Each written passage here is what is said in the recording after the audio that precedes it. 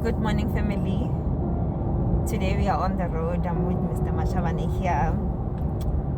I just want us to continue looking at the study of the preeminence of Jesus. So our study is based on Colossians 1 verse 15 to 16. Previously we spoke about Jesus being the visible image of the invisible God. Today we'll talk about Jesus being the firstborn. When Paul says Jesus is the firstborn, Mr. Mashabane will give us his own understanding, what he understands about that.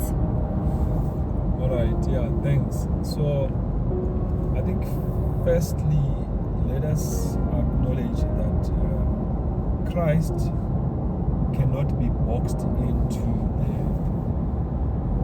biological sequencing of being a firstborn.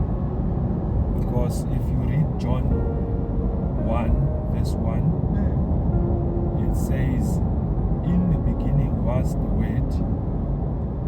Word was with God, and the Word was God. Yeah.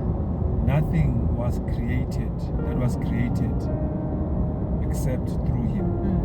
So it tells us that Christ was there before creation, the physical that we see.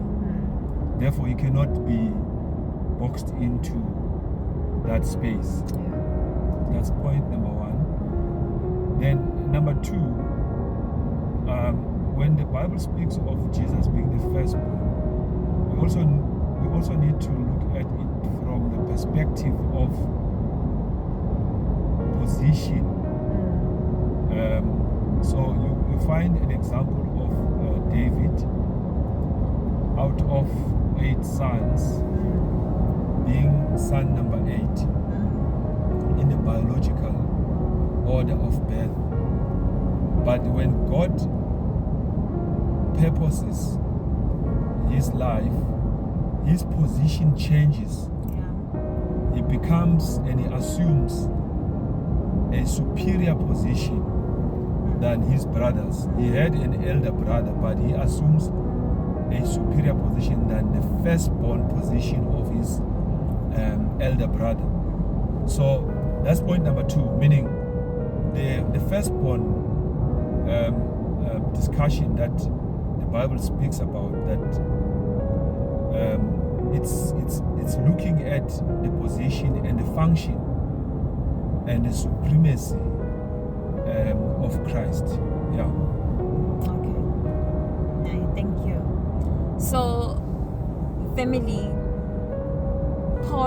the reason Paul wrote that letter and he was correcting who Jesus is because the believers in Colossae were misinformed about who Jesus is, because they were informed that Jesus is just another prophet. So we find Paul giving Jesus the exaltation that he deserves. I think even now maybe some of us, we think Jesus is just a mere being, someone who was born, but we need to understand that he was here before everything. He is above everything. Everything was formed through him and for him. And if he is the originator of creation, he cannot be part of what is created.